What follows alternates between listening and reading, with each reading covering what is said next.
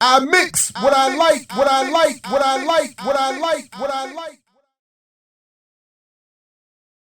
See, because he does say here, and this is something, again, the Amy Schumers of the world won't want to quote. And this is speaking in June of 1967. King says, I think for the ultimate peace and security of the situation, it will probably be necessary for Israel to give up this conquered territory. Message! Because to hold on to it will only exacerbate the tensions and deepen the bitterness of the Arabs. These were prescient words indeed. And it's interesting, this chapter is pointing out that that part was a comment that came when he was, quote, pressed to comment about whether Israel should return the Arab territories it occupied during the war. King was forced to get off message and go beyond the palatable platitudes to answer that specific political question. And again, I love the way this is the political question that King wanted to avoid. But when pressed, he said, unlike what Amy Schumer and others would often want to quote and would be left out of the video clips, et cetera, that would be circulated by pro-Israel Zionists, et cetera, and so forth, is that King said you probably have to give up the conquered territory if you want to stop the violence. That's the political question. You can't just encourage some reduction in the gap of material inequality or income or wealth. You can't just tell Palestinians to circulate their dollar or to start a business. That's not going to work. That's not the issue. You have to come up off that territory. King, for his part, worked toward a methodological extension and critical clarification of the struggles and wishes of the other America. He sought to model a public intellectualism in service of a Black radical counter-public. A Black radical counter-public. That is exactly what I just want to see and have hoped for and am seeing slowly germinate here at BPM. And certainly we want to support the existing Black counterpublics. Not that one doesn't already exist, but we certainly want to help expand that, organize it, radicalize it. And I love the way they discuss this in terms of Dr. King and what he was doing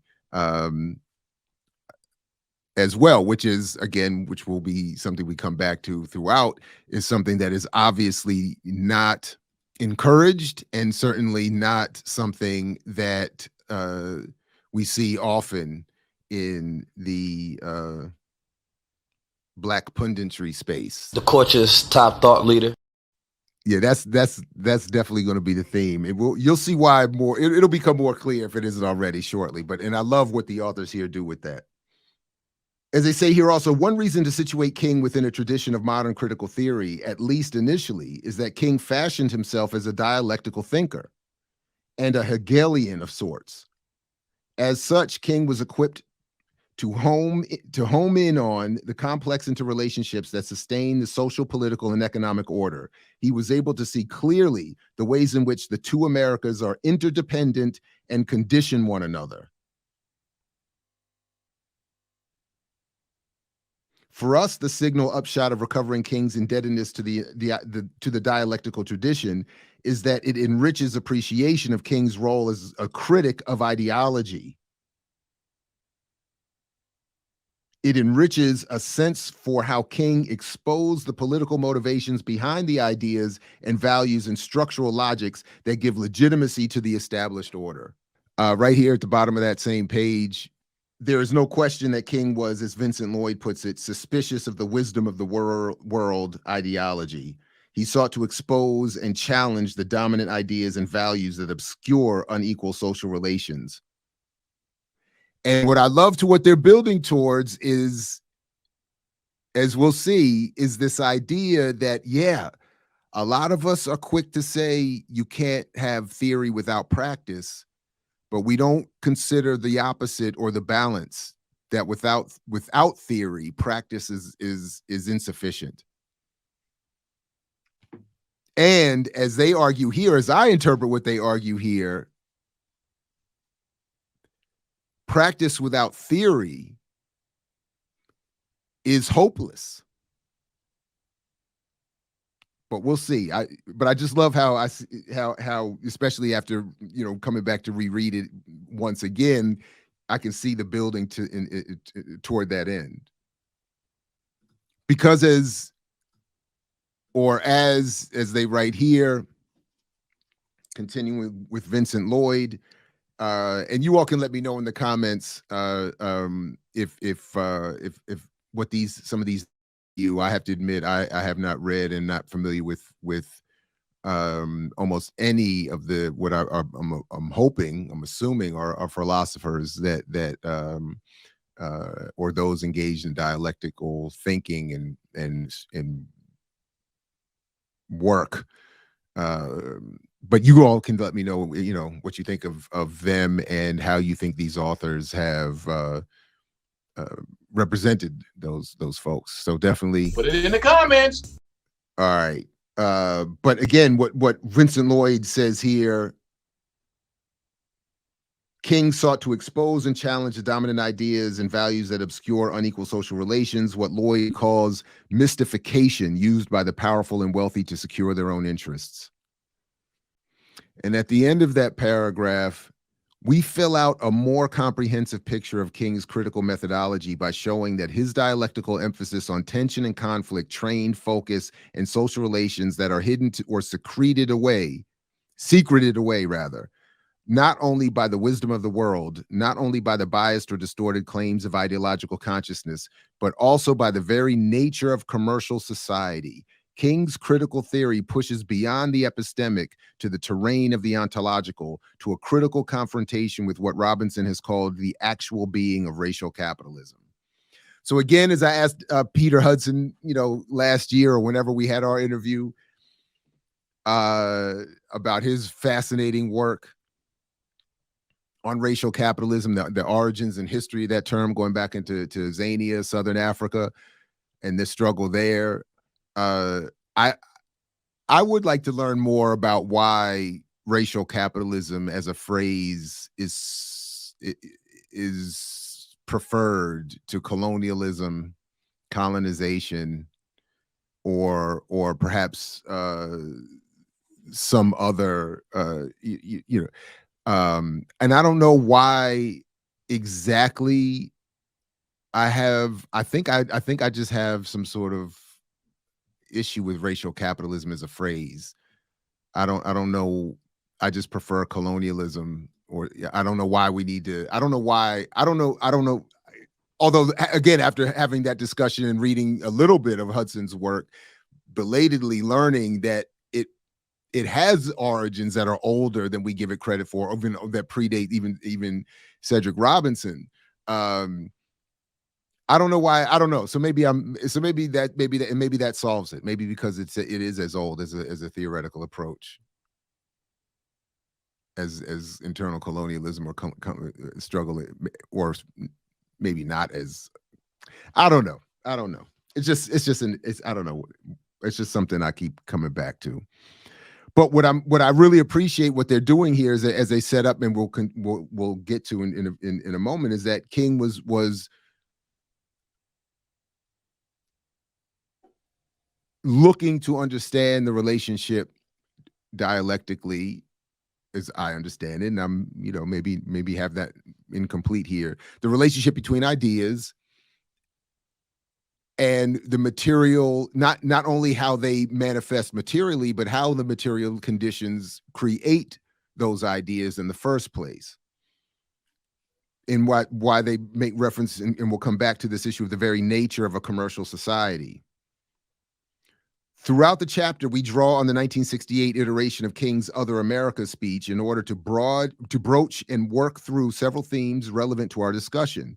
As pastor and public intellectual, as a figure who traveled widely and delivered sermons and speeches over and over, King often worked from set pieces. He often repeated himself, and he often improvised on common themes. The Other America was initially a talk at Stanford University in April 1967. Its title phrase clearly a play on Michael Harrington's monumental 1962 book on American poverty. I'm not sure I ever knew that. So that was fascinating. I've certainly not read Harrington's work, so that was fascinating. But as they continue on here, by March of 1968, when King delivered an alternative version to predominantly black labor to a predominantly black labor audience in New York, the phrase would have been resoundingly consistent with the findings of the Kerner Commission, which famously concluded that the nation is moving towards two societies, one black, one white, separate and unequal. King's speech to the 199ers or 1199ers often offers but one window to his thinking about poverty, labor, cross-racial political solidarity, and the Poor People's Campaign, which he had announced in December of 1967, among other themes. It also reveals a later King curiously ambivalent about violent protest or at least the destruction of property.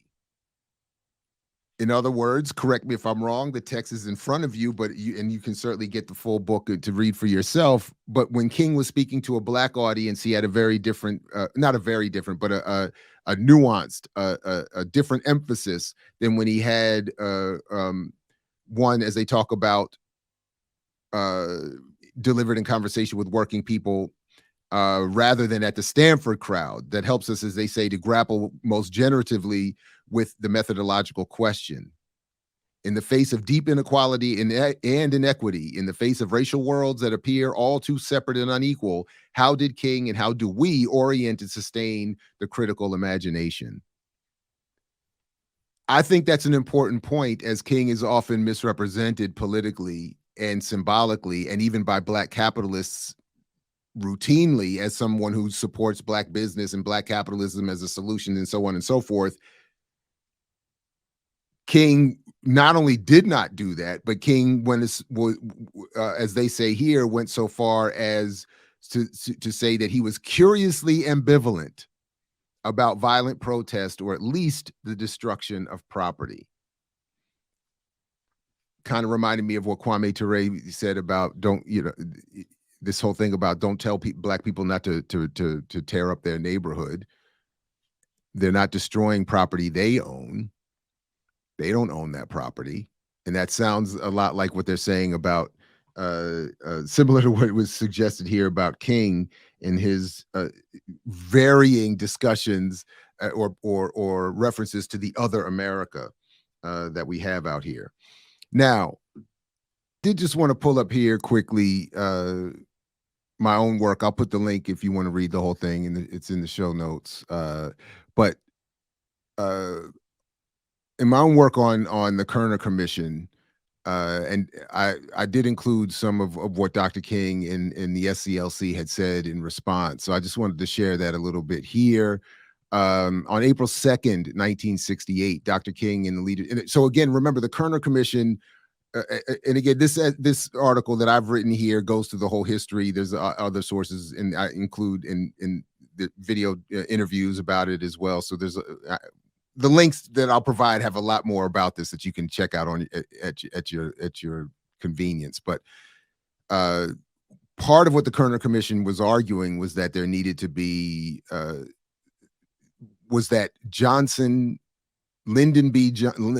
Johnson styled Democratic Party liberal programs around employment and I can't even remember all the details, but it was sort of the point was that the Kerner Commission was even critical of those programs as being insufficient in addressing the tension that leads to racial conflict, as they would have described it, or uprisings in the black community, which is what the Kerner Commission was assembled to assess. So even when Johnson called for the commission to be brought into existence, he ended up hating the report that they delivered, because part of what they were saying was, what you are doing, Johnson, is insufficient and won't really address the problem. But Dr. King and his organization put out a statement 2 days before King was assassinated, that, as I wrote here, King and the Leadership Conference on Civil Rights published their own statement, both in response to Kerner's call to, quote, produce quick and visible progress, and also to challenge a president of which King had already been highly critical. In fact, that is Johnson. In fact, Kerner highlighted for King what he had already made painstakingly clear when noting that cut rate timidity of Johnson's poverty programs, which saw little in comparison to the billions spent for war, were part of the assemblage of hypocrisies leading many to call them out for Black power. The response to call out for Black power, the response to a profound, as King said, disappointment with a federal administration that seems to be more concerned about winning an ill-considered war in Vietnam than about winning the war against poverty here at home. The April 2nd leadership statement took Kerner's words to heart when the Kerner Commission declares it's time now to end destruction and violence, not only in the streets of the ghetto, but in the lives of the people. It presents a challenge to the entire nation. It is a challenge that we in the Leadership Conference on Civil Rights willingly accept. The alternatives before the country, as the report presents them, have never been so stark. Either we adopt and implement a national policy that fosters racial and economic integration at every level of American life, or we shall suffer the awful consequences foreshadowed in the report's basic conclusion that our nation's moving towards two societies, one Black, one white, separate and unequal, end quote. 2 days later and 5 weeks after the report's publication, after having assessed him as early as 1963 as the most dangerous Negro of the future of this nation from the standpoint of communism, the Negro, and national security, and after deploying the FBI's counterintelligence program for the purposes of surveillance and engaging in the tactics to neutralize him as an effective leader, and after national media turned him from Man of the Year candidate in 1965 to headlines in 1968 describing Dr. Martin Luther King Jr. as a threat to national security, he was assassinated. Like much of the country, Baltimore would erupt in its largest uprising. So what I was writing was in the context of some work around Baltimore and my hopes at the time for developing a research center at Morgan State to address what the Kerner Commission had called for and never had been implemented. That is an urban communications research institute.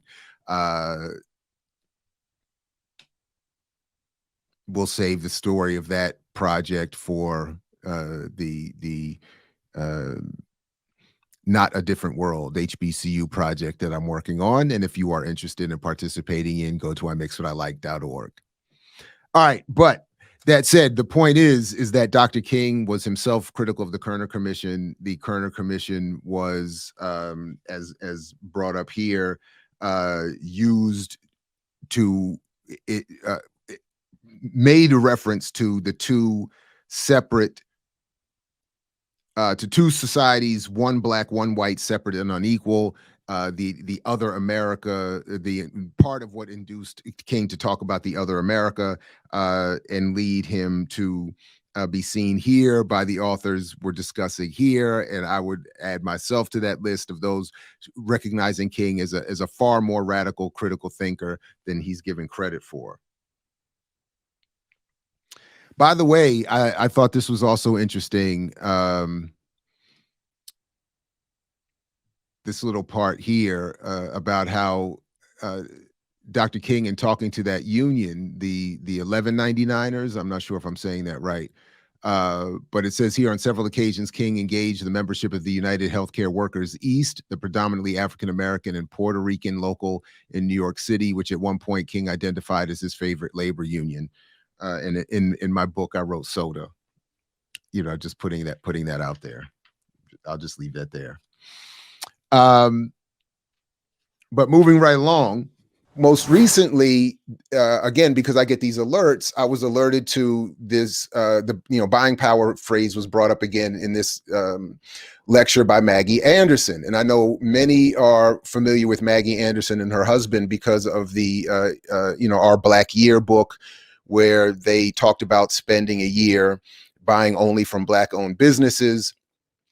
And what power this is meant to, and that actually deserves its own more specific critique. And actually, if you read my book, the critique of it is there without being specific to it. And even in some of these other videos that I've put up since the book has come out, talking about how this myth permeates, I've already shown the flaws in that argument. So it may be an interesting experiment for one upper middle class black bourgeois family. But in terms of redistributing wealth to the point that the entire black community overturns its inequality, well, that's an entirely different discussion. Now, and on the one hand, if you want to say buy black and support black because you want to support and help black people, that's great. If you then say support black, buy black because this is the pathway to liberation, that's where I think we need to have an intervention, so to speak, and that's where I certainly want to try to intervene, because that's an entirely different argument.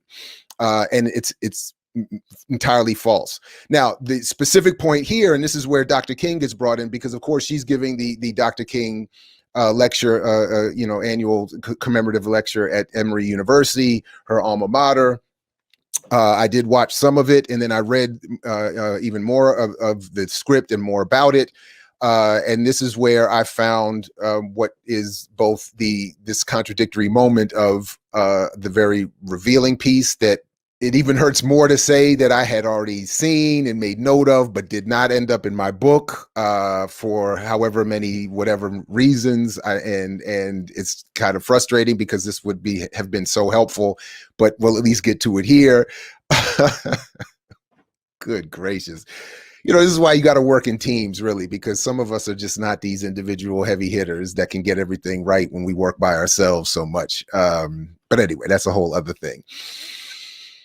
But anyway, the real point I want to get to here. So anyway, I just want to point out, so she gives this lecture, and then I want to show you the specific point that she makes in the lecture, and that is extremely revealing. That so in this summary of her lecture here, because I also got this in my alerts as well, author Maggie Anderson sheds light on MLK and Black-owned business. Now, this is okay. So this is part of the rebranding that I do talk a little bit about in my book. That historical figures are taken in, are cherry picked in isolation, out of in a vacuum, out of their context. And often misquoted, misreferenced, misinterpreted for the very, very black capitalist encouraged purpose of promoting black entrepreneurialism as a pathway to black liberation. Again, as I talk about it, my broader argument is that the broader politics of this is to draw us away from the radical analyses and movement power that we actually have. Okay. So in this case, Dr. King is evoked to talk about how, let's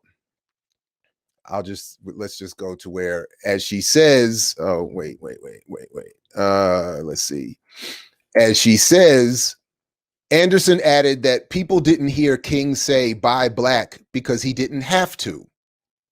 The black businesses were right there funding his fight, allowing his audacity, she said. He didn't have to build them up. They built King up. We had economic unity. We were united, and united we always have more power than pain. End quote. Now, this is part of, again, this massive problem that we have, the rebranding of Dr. King out of his context, and in this case, wildly inaccurately, as I'm about to show you.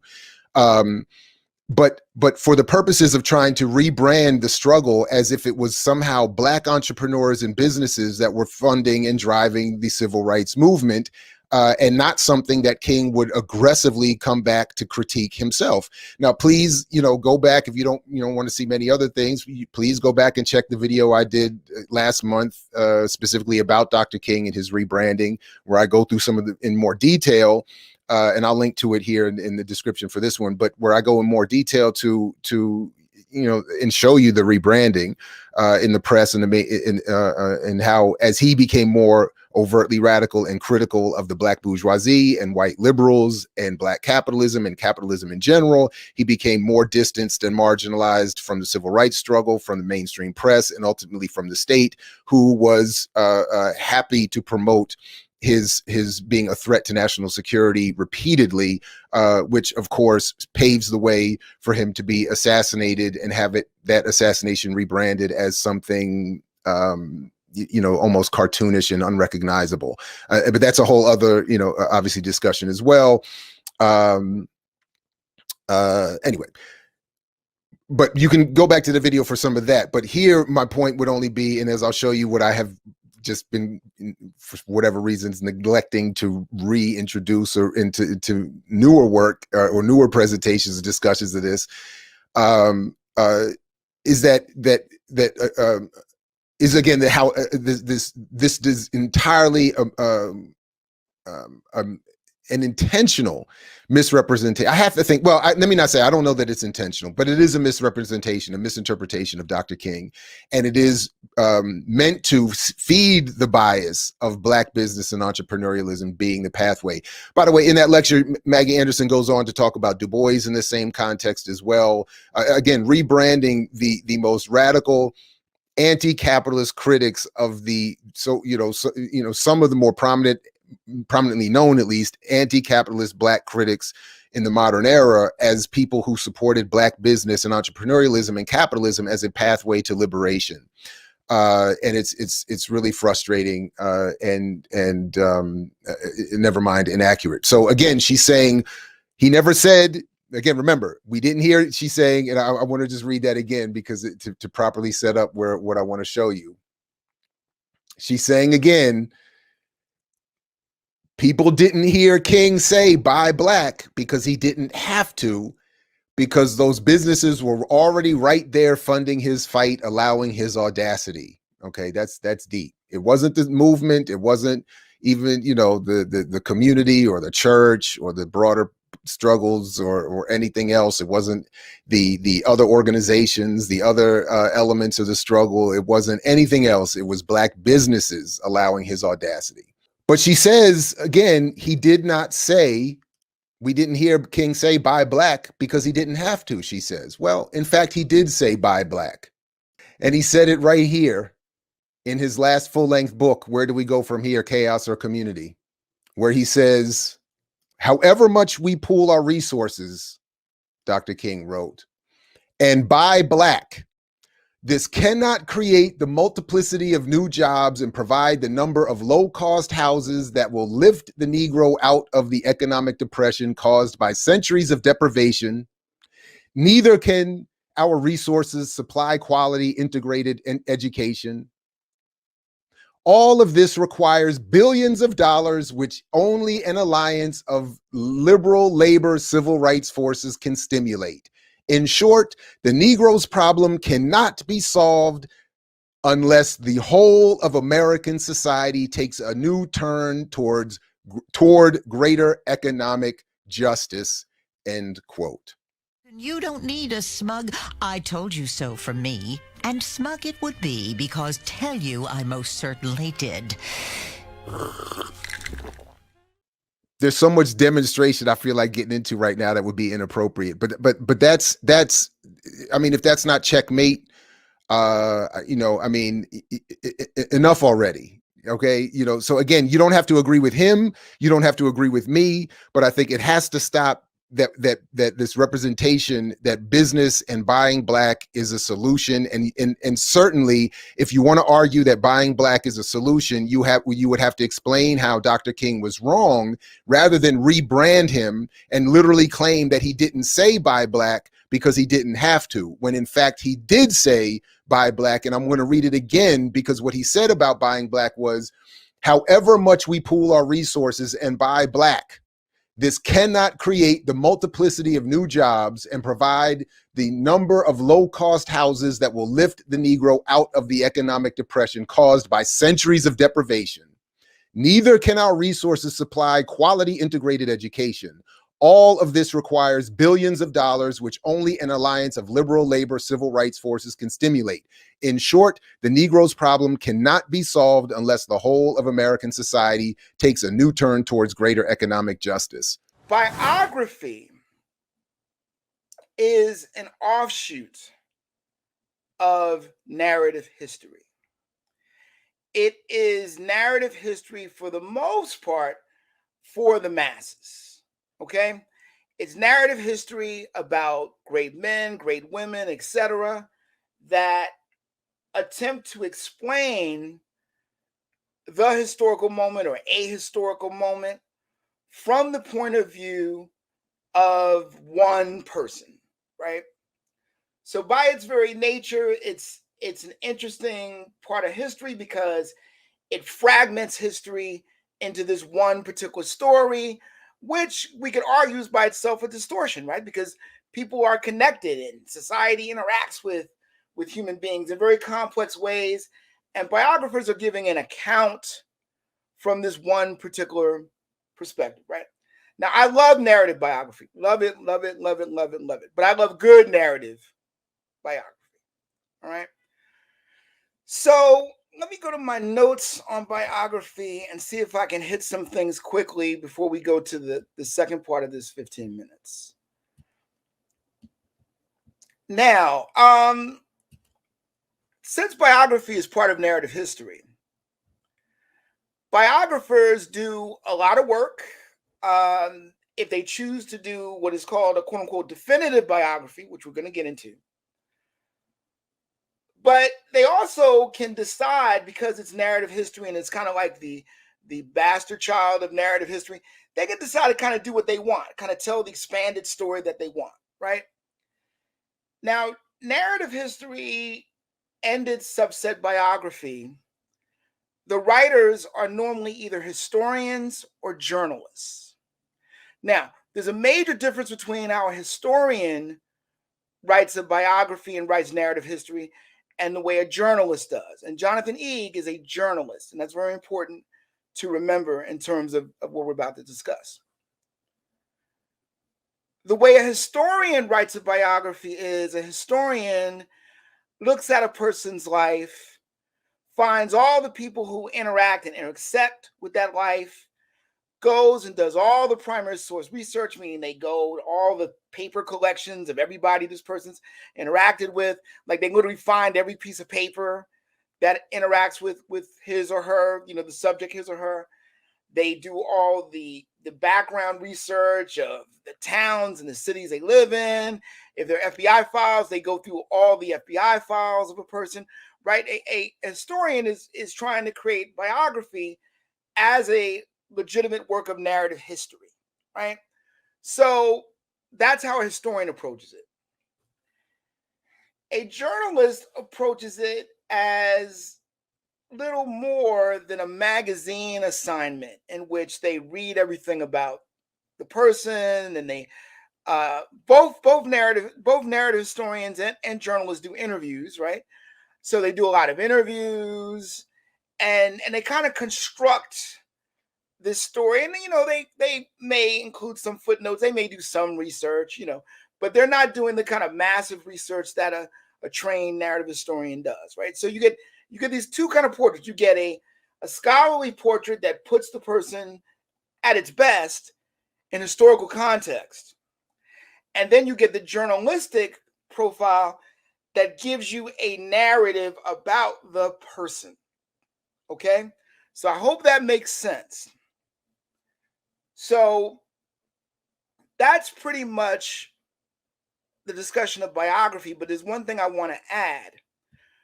When a narrative historian does a quote-unquote definitive biography, what that means is that they've done all the research on everything you can find on this person, and they've put this in a massive 1 volume or 2 volumes, or in the case of Taylor Branch and Martin Luther King, 3 volumes.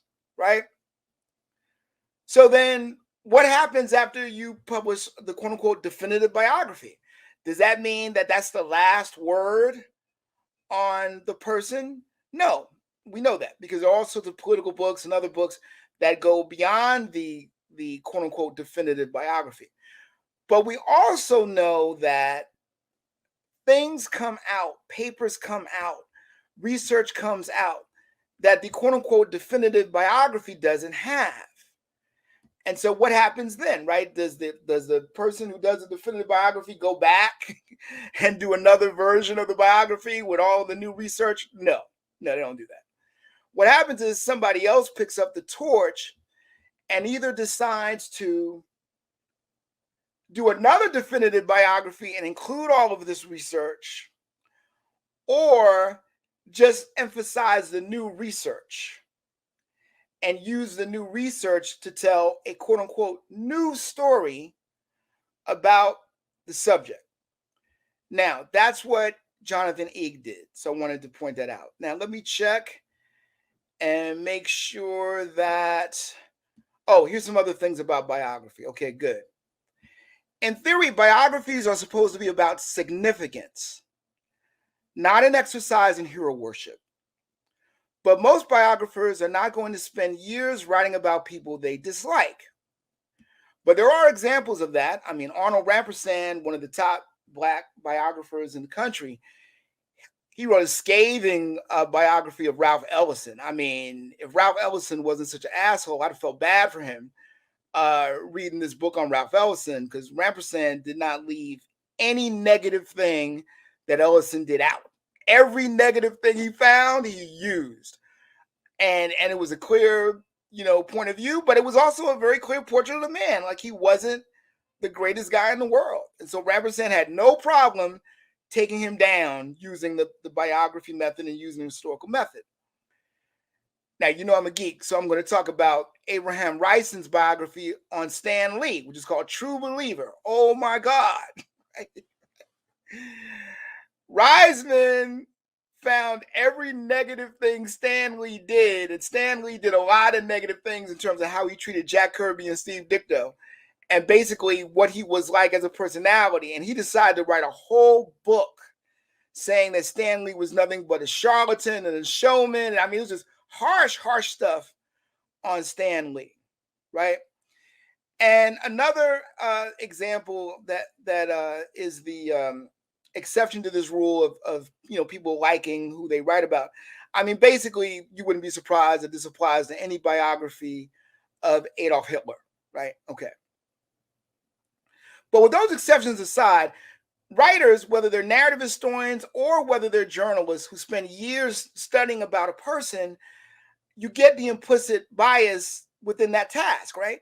So that's why many biographies are what's called a sympathetic portrait, right? Because you identify with the person so much, right? And you start thinking about how much you like the person, and then you start writing from this perspective.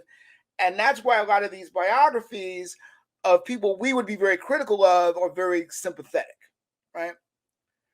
Okay, now let's see if there's any other notes about biography that we need before I go into the interlude. All right, give me a moment, audience. I really appreciate you and your patience in this.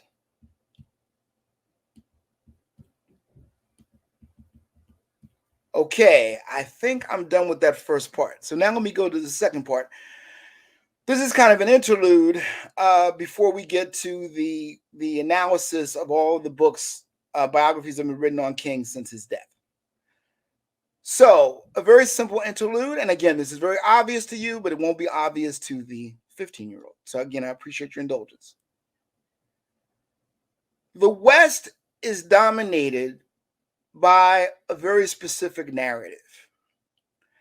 A narrative about a Palestinian carpenter who read, challenged the authorities of his day, both religious and otherwise, was captured, and was crucified. According to, right, the greatest story ever told, some people put the emphasis on greatest. Some people put the emphasis on story. And that's all I'm going to say about that, because I don't want to get in trouble. Now, particularly here where I live in Newark, where everybody's either born again Christian or a former Nation of Islam Muslim, right? But this narrative is very significant because it is the dominant narrative that allows people to interact within the West. And particularly when we deal with the fact that this idea of having the rabbi, the carpenter, the spiritual leader, and his disciples, right? And the relationship with the disciples. So we have all of these kind of frameworks. And in the case of the story of Jesus, there was an honorary female disciple, right? Mary Magdalene, right? Okay. Keep that in mind as we go forward.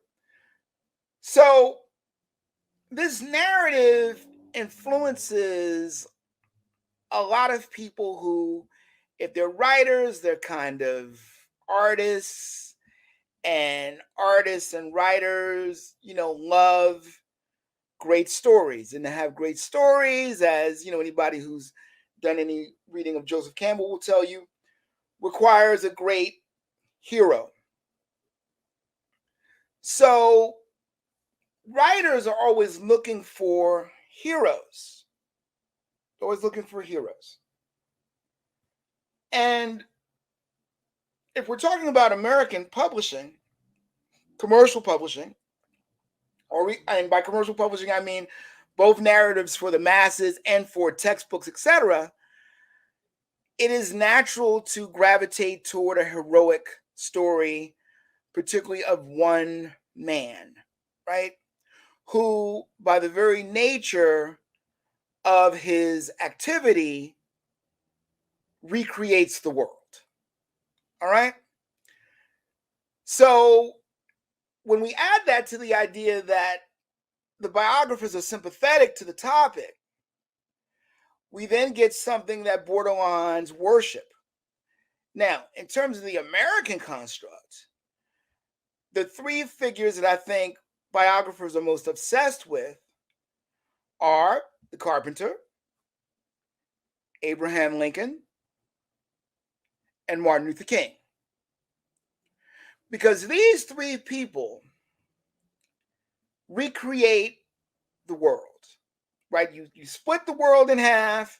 There was a time before them, and then there was a time after them.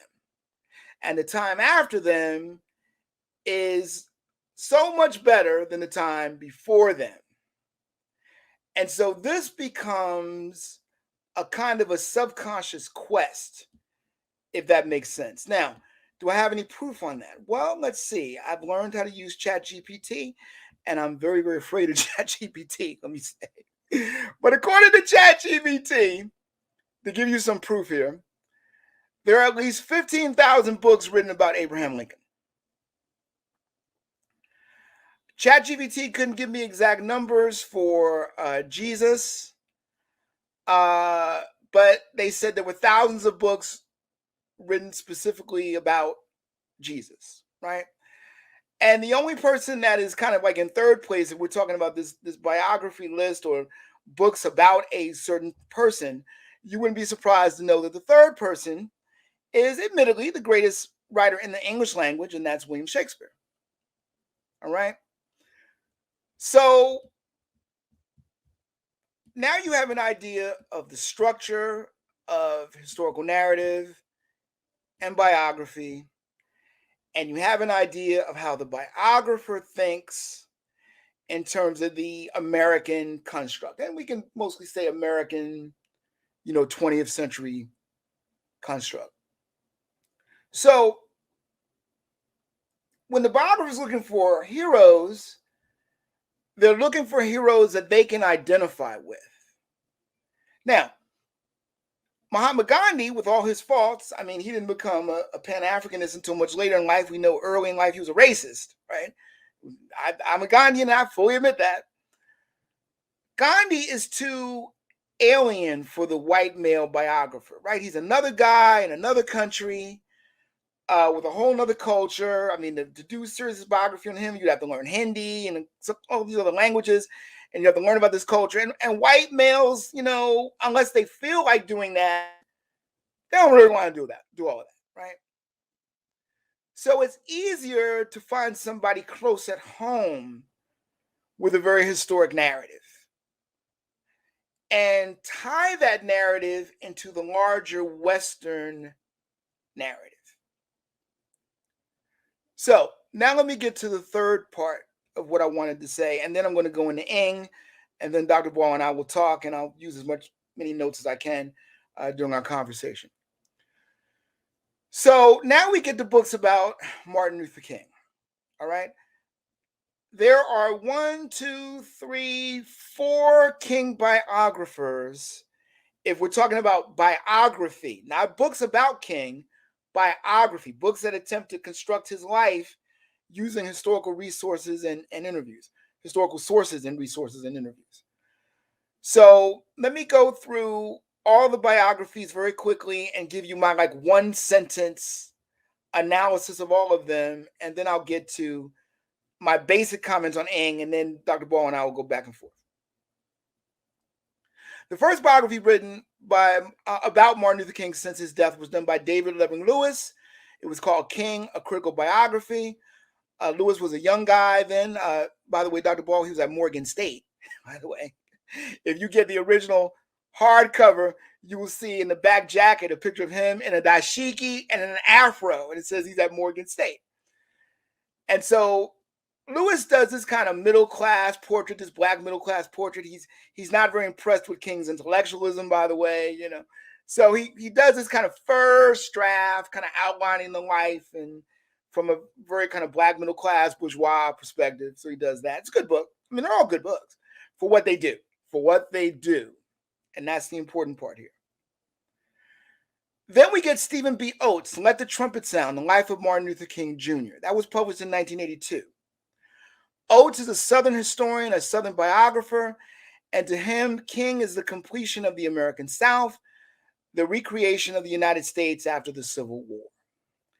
And Oates does this book, I mean, as you see from the title, Let the Trumpet Sound, you see he does this from the kind of Christian perspective, right? Okay. Which makes sense if you're writing about a Christian minister. That does make sense that you would take that as the framework. Okay. Then there's David Garrow, Bearing the Cross, Martin Luther King, and the Southern Christian Leadership Conference. And that was published in 1986. Garrow, who is not a stylist, but he is a master historian, he does a week-by-week development of the real man and the real work. It's the closest thing to a definitive political biography of King. It's a lot to read, but if you want to read what King was doing literally week to week during that 13 years of his engagement in the movement, Garrow's book had been the standard for a very, very long time. Then a journalist decides that he wants to do the hardcore historical work and create the definitive biography of Martin Luther King. So Taylor Branch does a 3-volume series on King, and the 3-volume series is called America in the King Years, and the 3 books are Parting the Waters, published in 1988, Pillar of Fire, published in 1998, and the third and last volume, At Canaan's Edge, published in 2006. And so he tries to do the real hard work.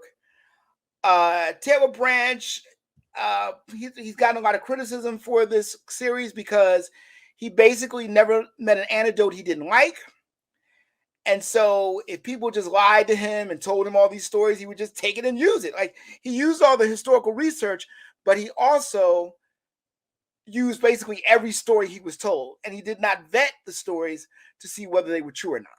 All right. So, but to Branch, King is America's last founding father, the one bridging America from the past to the present. Now, there are 2 things I want you to remember from this spot. I want you to remember that David Levering Lewis is the only Black person to do a full King biography. And I want you to remember what I said about Stephen B. Oates.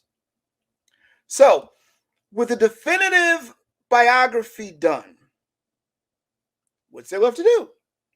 Well, there's a lot left to do because Ng's book is the first biography since that last volume of Taylor Branch. It's been 17 years since 2006. So he's incorporating new information, and he's using the new information as a journalist, as a stylist, to tell from his point of view a new story about King that does not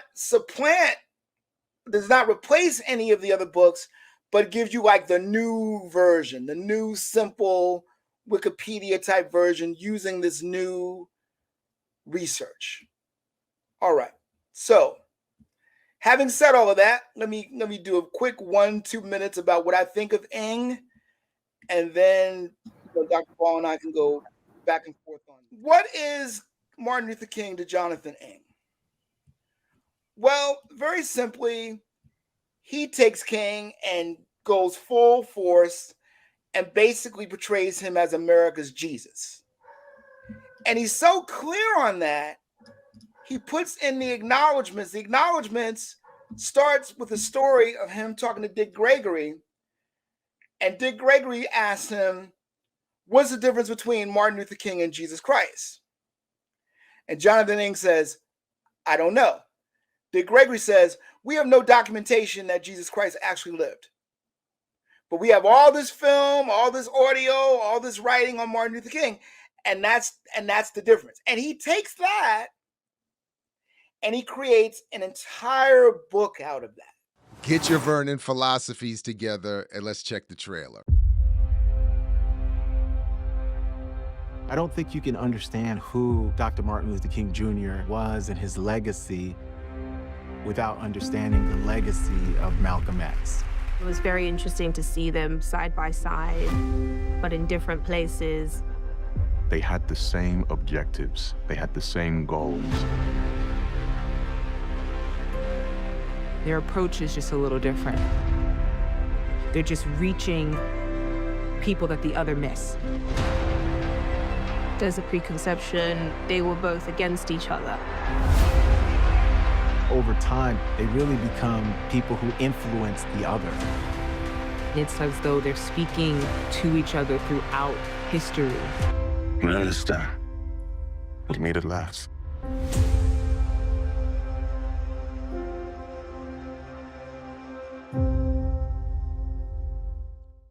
So already right there in the trailer, you see a couple of things. You see the similar framing that we've often gotten. King and Malcolm weren't that different, or King and Malcolm were thought to be different, but were they that? How different were they? What were their similarities? They both wanted the same thing. They had the same goals. You see Peniel Joseph already in there as the key voice, sort of narrating the trailer already, setting this tone for what appears to be the updating of the standard approach. King was nonviolent, Malcolm was violent. They both went through some changes. Usually that's described as King, quote unquote, sort of politically softening and moving to his right to adopt a more Kingian sort of politics. King is never credited or rarely credited or acknowledged with moving ever more to his left politically, and if showing that the joining of forces that was developing between Malcolm and Martin was evolving more on the basis of Malcolm's radical politics than anything else. But yet and still, it is that juxtaposition of one against the other, with what appears to be the attempt to tell us that to the extent that, as the counterintelligence program said of Dr. King, he adhered to white liberalism and nonviolence, he was acceptable. Similar to what we've already discussed in terms of Peniel Joseph's work around Stokely Carmichael, Kwame Ture, and Malcolm X, to the extent that they moved left of the Democratic Party, left of sort of mainstream civil rights consensus, they lost value, lost their way, lost their relevance. With Joseph's involvement here, I will, and happily be checked if I'm wrong, continue to assume initially that that's the frame that's going to be brought here. That, in other words, that they are going to be juxtaposed against one another, and to the extent that one is or the other is redeemable, it will be on the basis of them moving ever to the right to a more liberal, I might call neoliberal politic, et cetera, and so forth. And in each case, the actual radical politics that Malcolm and Martin dealt with will not be centered, given, just due, focused, if included or referenced even at all. All right, but if we look a little bit at this Variety article, I think it gives a little bit more context to my own initial thoughts and gives us a little more information about what is the attempt here. So, Genius MLK X sets to premiere date. It's going to be in February, just in time for Black History Month, of course, with the first 2 episodes appearing on February 1st. But as it says here, unlike past seasons, this season of Genius will tell the story of two geniuses, civil rights movement leaders, Reverend Dr. Martin Luther King Jr. and Malcolm X. Rest in peace, Andre Brower. I just see that he passed, and I see that I was actually a big fan of his, particularly back in the day on Homicide, and his interrogation box scenes are classic in terms of good writing, I think, and good propaganda. It was well done propaganda, but a big fan of his, and of course he did propaganda as well on Brooklyn Nine-Nine. But that contradiction notwithstanding, he did it very well. He was a brilliant actor, and I am sorry for his loss, and peace to his family. But as Variety continues here, the official description of the season states that it will follow both King and X from their formative years, where they were molded by strong fathers and traumatic injustices, to their rich parallel stories as they shaped their identities and became the change they wished to see in the world. Influenced as children by different upbringings and experiences, King by the Jim Crow era South and life in the church, before finding his voice at Morehouse and Boston University, and X growing up under constant deadly violence of the Klan and falling into a life of vice and incarceration, where he was introduced to the Nation of Islam and found his voice. The two visionaries ultimately rose to pioneer a movement. You can see here some of the people featured in as cast. I'm sure they're very talented and beautiful people. But what is of most interest to me is this part here, where there's a discussion and description of the think tank of historians and experts who served as production consultants prior to the start of the writer's room to guide the production, including, in alphabetical order, Jamal Joseph, who I did reach out to and invited to discuss this, and should he ever respond, I'll let you all know, and maybe he'll join us here, and if not here, elsewhere, and we'll happily check that out as well. But of course, my main concern is seeing this. We already heard his voice and saw him featured prominently in the trailer. I'm not at all surprised, and have been predicting for going on almost 2 decades now, that Joseph would become a permanent problem in reproducing a neoliberal narrative of Black radical histories and individuals. Links to previous work on that, and even our debate, I'll put in the show description. You can check that out for yourselves. But I'm not surprised, and again, have even predicted he would be here. Barbara Reynolds, if folks want to go back, I'll make sure that's in the show description as well. She is discussed by my godfather, Mr. Tom Porter, in a very critical way, for her versions of him and Jesse Jackson in her previous work. Noted here, Jesse Jackson's America's David. And I also would want to note Jeff Stetson, because it says here that the meeting he authored, of course, the famous play going back several decades now, the meeting between Dr. King and Malcolm X, a fictional depiction of them having a meeting. I did go back and watch it, a version of it at least on YouTube, and was reminded of what I've always thought it to be, a very, with all due respect, sophomoric introduction to the two men, and that does what I fear is being done in a new version in this forthcoming film. It just sort of sets up that base, again, sophomoric juxtaposition of King versus Malcolm. And what if we had put down our what if we had joined forces earlier, and what we could have done. Again, no real discussion of their radical politics, ever increasing, particularly for Dr. King. No discussion of the state. No discussion of the counterintelligence program. No discussion of the assassinations. No discussion of all of the broader anti-colonial, anti-capitalist, radical politics that both men were increasingly involved with and targeted and assassinated for. So it's perfect that he would be involved here, not only as having been the inspiration for the series, but having written the pilot for it and serving as executive producer. So I think these are warning signs as to what we can expect we're going to get from this forthcoming series. Now, also, as this Blavity article reminds us, this is a Disney product. Disney owns National Geographic, or I think 70+% of it. It's airing on Hulu, which is a Disney product. So we should be reminded of this, and we've discussed this previously about what this means, and I'll even put the link in the show description where we talked about not only what this means in terms of these histories becoming Disney products, but that Disney and what it means when Disney and Disney-like companies are actually the ones owning the likenesses to these figures like Malcolm X. I don't think it's Disney in particular that owns Malcolm's likeness, but that company is discussed in that video we did about a year or so ago. So I'll put that in the link description.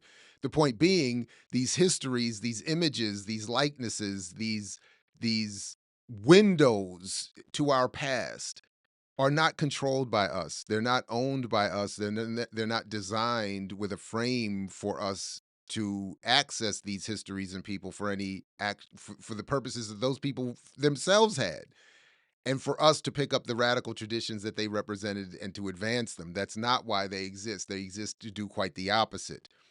That was, and again, is the point of the comical reference both to the Vernon philosophy of black media avoidance, to the penny trick of Peniel Joseph, the nominal reference to individuals and histories that are themselves radical and revolutionary, but are depicted in very neoliberal frames, so that when they are passed on to our youth, again, much like the fifth tenet of the counterintelligence program directed at black communities, mandates in a way that will discourage black youth from becoming radical. And as the oppression of black people continues, there needs to be a constant assault on the consciousness of those communities, and in particular, the radical traditions that might inform revolutionary responses to that ongoing oppression. So just as we see here, now, I did mention, I think I mentioned it in, maybe it was in another instance or edit, but I thought that it would be interesting to do a series that focused on Betty and Coretta. If you're going to juxtapose people, it would be interesting to see if those two would be actually given the due that they deserve as individuals, and also representatives of broader histories and struggles. It would be interesting to see them get centered, but again, not here. As much as I would like to see the lives of Betty Shabazz and Coretta Scott King depicted and given more attention, I don't want it to be in the context that their husbands are constantly posthumously abused. But according to Blavity, this series is going to bring their wives, Coretta Scott King and Betty Shabazz, who are often portrayed as peripheral figures, to the forefront, and shows them as formidable equals of the movement. And then it goes on to point out, as we saw in the trailer, that neither Malcolm nor Martin would have become who they were without the other. So also, again, I want to just quickly bring up a point or two I made or have been trying to make for a number of years, and is discussed in this presentation that I put together some years ago, and the one attempt at a Prezi I ever engaged. It's not a very well done Prezi. The content is dope and accurate, of course, but the presentation is what it is. But there's a couple points from this that I wanted to make that are I think predictably coming up again in this framing and the way Malcolm and Martin are juxtaposed. Now, again, there is, I think, a valuable way it could be done. That is the juxtaposition of Malcolm against Martin, the kinds of politics they represented, the paths to their conclusions that they took, et cetera, and so forth. I think there is value there. I think some of that work has been done well in the past. I was even thinking, James Cone had a book, I think, comparing the two of them and their religious approaches or something like that. Maybe we should get a copy for Diallo. But what is often done is as I think is described in some of the research I found for this presentation some years ago, that I think is still of value here. So I just wanted to bring renewed attention to it. First, just again to remind, immediately after the March on Washington, William Sullivan, working on behalf of the FBI and J. Edgar Hoover, was already saying that we must mark Dr. King now, if we have not done so before, as the most dangerous Negro of the future of this nation from the standpoint of communism, the Negro, and national security. We've talked about this before repeatedly. This was also in the context of a fear that King's leadership would take Black people towards an affinity for and defense of and solidarity with the Cuban Revolution. So even with the relatively soft and liberal "I have a dream" speech, Dr. King was already moving beyond mainstream civil rights, what was sanctionable by the state and mainstream civil rights, and it was noted already by the highest levels and the most vicious levels of the federal government. So what I've always just wanted to quickly try to point out, and again, we can assess this, and I'll predict that it's not going to appear uh, in this forthcoming series, but this is sort of the point that I've been trying to make as it relates to these two, and that how we see them, what we see not considered when each are themselves considered individually, or certainly again in juxtaposition against the other. And that is, just quickly, in each case, Malcolm and Martin, they both express deep commitments to Black unity and extending that unity to global anti-colonial and anti-imperial struggles. Both expressed a fealty to anti-capitalist ideas. Both expressed strong and particular criticism of the Black bourgeoisie and white liberals. Both expressed zero confidence in legislation and conventional methods of protest politics. Again, both were advocating that we differently approach electoral politics, not simply voting for the lesser of evils or to stop one or another fascist, this, that, or the other. And then lastly, both express support for direct action campaigns. And I don't know to what extent, particularly, that point will be made clear. I have zero confidence that point will be made clear in this series. If anything, they're going to try to make it seem like that Malcolm was walking away from armed struggle and King towards a King that was seen as representing those politics. But even as the counterintelligence program documents stated themselves, they were concerned that if King left his obedience for liberalism and nonviolent doctrines, he would become the number one threat to the state. But it was his direct action campaigns and advocacy calls that made him the threat, and that are often ignored when King is himself considered. Malcolm never disavowed armed struggle, self-defense, and even guerrilla warfare. So we can I guarantee that will not be depicted correctly, if at all, in this series. But that is a point that should always be considered and remembered.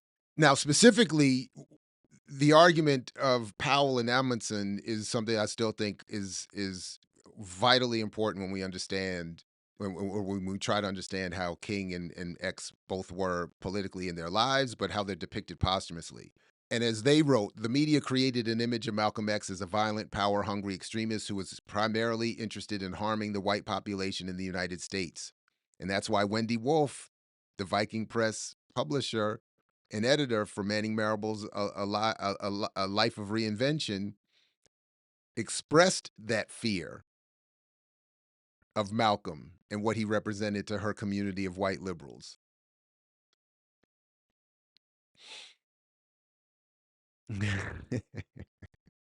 Contrasting Malcolm X with Martin Luther King Jr. in the media fostered this negative image. The two men were described as opposite ends of a spectrum. King is advocating nonviolence. X is advocating violence. King is a Black minister. X is an ex-convict. King is a civil rights leader. X is a racial fanatic. And I'm sure, to whatever extent that Genius and Disney tried to adjust this frame, it will be to show that Malcolm was much more like King than we would want, and much more like the King they would want us to think King was than the King that actually was. Similarly, they wrote, Black Muslims and thus Malcolm X were characterized as extremists within the media. The media created this image with the terms used to describe Malcolm X and Black Muslims: anti-Christian, anti-white, alienation, agitators, Black supremacy, bitter, confrontation, cult, enemy, extremist, exploit, hate, militant, separation, sect, threat, and trouble. These terms appeared frequently and with high intensity, shaping a negative image of Malcolm X in the media. The New York Times, in particular, constructed oppositional identities of the two leaders. Malcolm X was framed as a doppelganger to King. They were portrayed as opposite men with opposite goals. And I'm not going to belabor the point here, but I did just want to quickly show again the article, the story that came out from earlier this year that we covered in our discussion of with Dr. Burroughs of Jonathan Eag's new book on Dr. King and all of its flaws. Eag was pointing out the I don't know, revelation that if it was to some, that the quote that is often or had been often attributed to Dr. King condemning the work of Malcolm X was itself false, wasn't reported accurately, it wasn't true. And my point in bringing it up here is that is only to say that there have always been and has in addition to the media description I just covered a moment ago, there has always been an effort to distort the relationship between King and X and to distort each of them individually in and post their lives. So to see Genius and Disney coming back again to do their version of this or to update that constant juxtaposition and false representation of each and false comparisons to each and false dichotomies created for each through each, just as a quick reminder, there's a history and a legacy of this being an issue. Just a quick warning, yet another warning for, again, 2024 is looking bad. As Daruba says, it's looking bad for the home team as it pertains to the depiction of these histories and individuals and the politics that they dealt with and advocated. So we have to stay vigilant on our Vernon philosophy. And again, remember, Vernon philosophy isn't calling for a material boycott. It is an intellectual boycott. It is saying, I know many of us are going to engage these media products. Our people, our students, our families are going to engage these media products. And I do think we have to be able to offer up an analysis and a critique, but also to have some prophylactic protection of sorts, intellectual prophylactic protection, self-defensive fitness, again, as Chuck D in Public Enemy once said, and being reminded of what the Vernon philosophy holds as its core tenet, that oppressed people, colonized people, Black people in particular here in the United States, cannot, should not look to see themselves or accurate depictions of themselves in mainstream commercial media. All that is popular is fraudulent.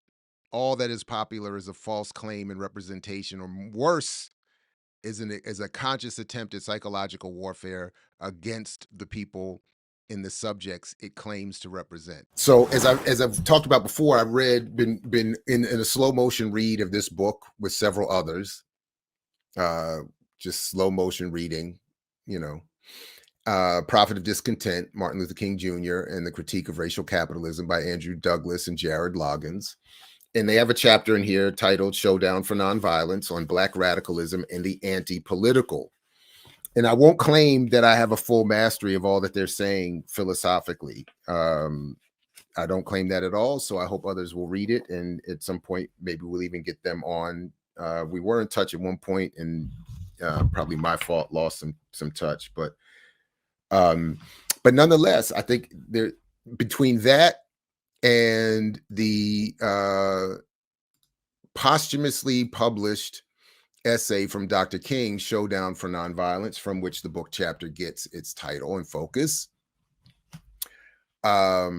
we can do some things, because some things need doing, and folks are attempting to get us in the right direction, I think. So as it says here, Dr. King had already been assassinated by James Earl Ray in Memphis. We can forgive, or at least say I don't agree with what is being this description. But when this was, in other words, this article appeared after Dr. King was killed. But okay, this doesn't have my notes in it, so let me get my version over here so I can see what I was trying to do. And it's a great read. It's very worth a read or a reread or a reminder for a number of different reasons. Just off the top, that as Dr. King says in the second paragraph, Well, first, as the authors in Prophets of Discontent, remind us that Dr. King starts off this essay by appropriately setting the context of violence being one of a monopoly of it being held by the state and exercised by the state. And he calls for, that is, Dr. King calls for very clearly something that is often left out of these posthumous references to him, where he says, non-violent direct action enabled the Negro to take to the streets in active protest, but it muzzled the guns of the oppressor because even he could not shoot down in daylight unarmed men, women, and children. So Dr. King is saying tactically, we can't go to war with these folks straight up. And this is something that I don't know. I mean, the one thing that I wasn't able to fully prepare for today, but I think is cool because it should just be an ongoing conversation is, but I did want to raise as a question is, how right or wrong is Dr. King tactically when he says we must engage in nonviolent direct action?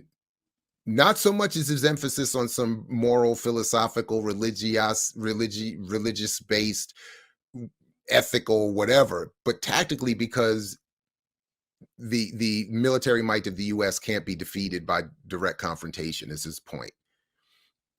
So he's saying nonviolent but direct action is necessary. And I'm wondering, so I was going back and I'm looking at Blood in My Eye from George Jackson. I'm going back and reading the BLA study guide and checking out which folks should do over and over and over again. Our BPM roundtable with Sekou Odinga, Blood McCreary, and Daruba bin Wahad. I'm just wondering if King is right, or is the argument around not direct confrontation per se is an open warfare per se, but the point of George Jackson and the BLA is as I understood it, and I'm not advocating, but just asking the question, just curiosity, can guerrilla warfare destabilize society to the point where it must change in a progressive, revolutionary way? So that's just one question that I had to throw out there. Was King right? And was King right even though he doesn't acknowledge, he mentions guerrilla warfare in this essay a number of times actually, and threatens that it's on its way. But he doesn't consider it from the perspective certainly of a George Jackson a few years later, or a BLA a few years later, in terms of how it would be carried out, that is guerrilla warfare, and to what extent it would be successful. King argues it would not be successful, but is warning that it's not something that can be prevented if the country doesn't change. So as he says, what I believe is on page 70 in this PDF, or page 4 in the PDF, but I'm convinced that if something isn't done to deal with the very harsh and real economic problems of the ghetto, the talk of guerrilla warfare is going to become much more real. The nation has not yet recognized the seriousness of it. All right. So I'll scroll down here. Let's see. It is right here on this page. I can't even highlight it there, but it's right there. So King is raising that, is saying, listen, the country has to change, but he's also saying to Black people, it's not going to work. We don't,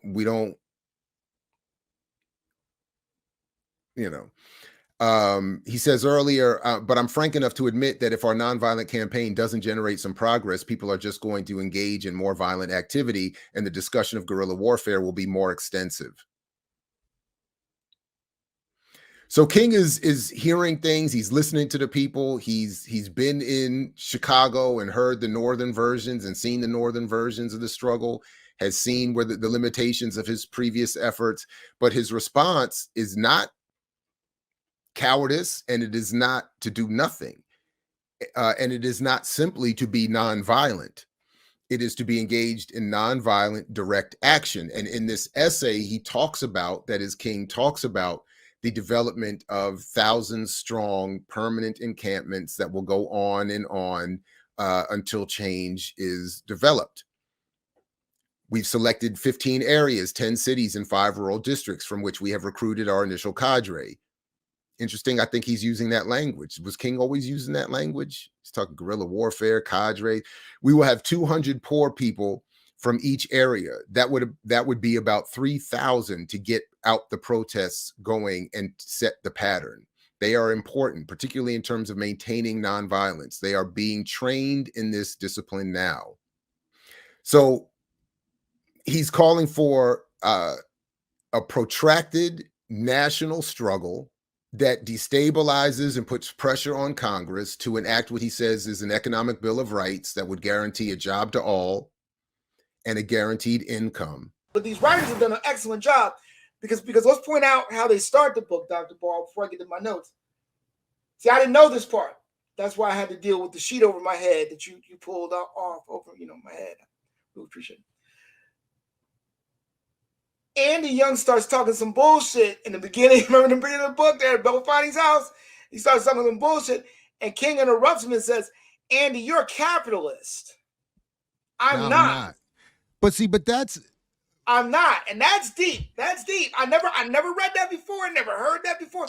Never heard Belafonte say Yes, that. you have. Yes, you have. Where? Because in the early 2000s, Mr. Porter gave me 2 speeches that King gave to the SCLC leadership that are, one of which at least, if not both of them, are quoted in this book. And I have the hard copy somewhere in the basement of at least one of them. And he said all of this stuff. It details all of the where he's arguing with Andy Young. He's telling he's telling these folks capitalism is the problem. The logic, he said, the logic, the logic of Hitler and his white supremacy is genocide. He was saying all that stuff. We wanted to desegregate the lunch counter, and then they just tripled the price of the burger. He's telling them all of that. So to me, and I know I've either shared that with you or we've talked about it for years. You just don't remember, and it wasn't written or presented by me as well as it is here. But I'm just saying that part wasn't new per se. It was just, I think, important to see in a monograph, as you're calling it, of this quality. But that point has, anyway. Let me tell the audience why, as Sherlock Holmes would say, you see but you do not observe. Let me tell you why I didn't know that. I didn't know that. Hold on one second.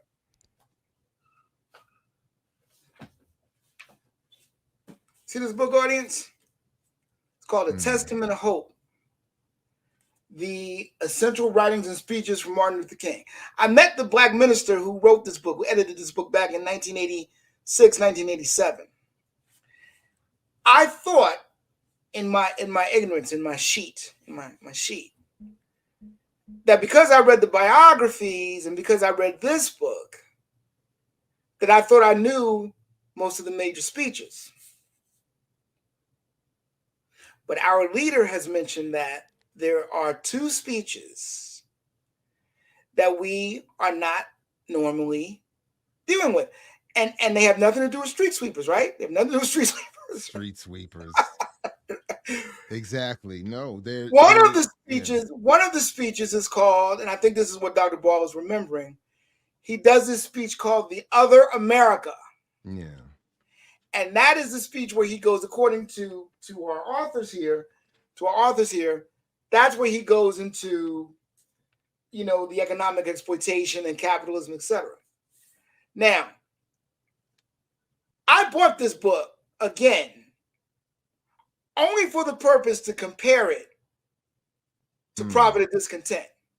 And guess what speech is not in this book? Wow. Guess. Wow. So even a man who's editing his work and is showing how radical he is from the beginning and all of that, even he leaves it out. Yeah, no, I don't know to what extent there's an overlap.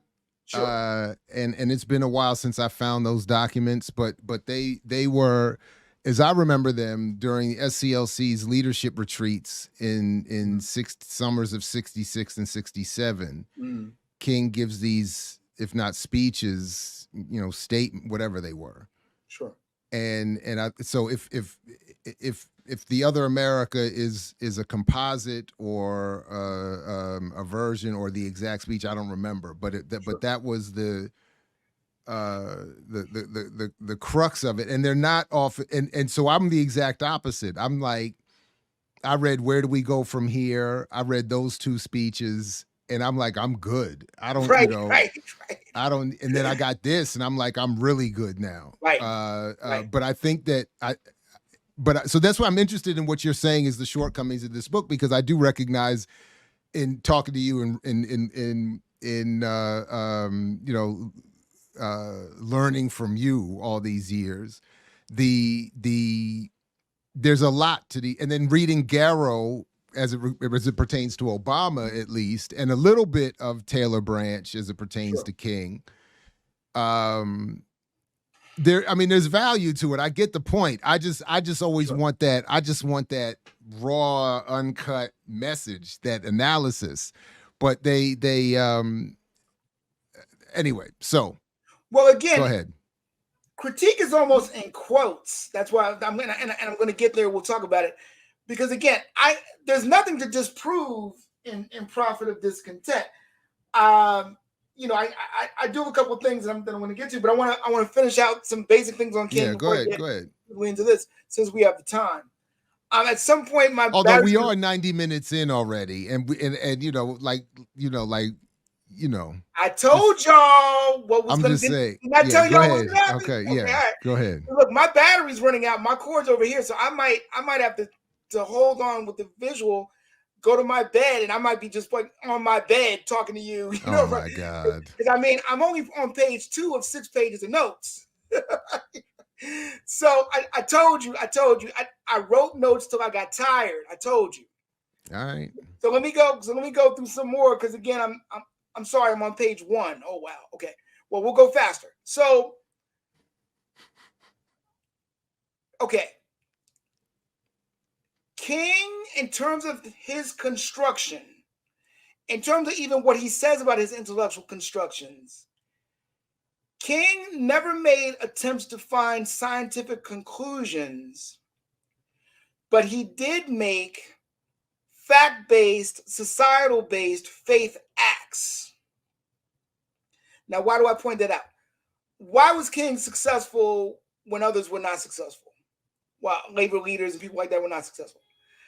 I have to argue because King, as a theologian, whether or not he believed in the symbolism or the literalism of Christianity, he made these open faith acts that people responded to.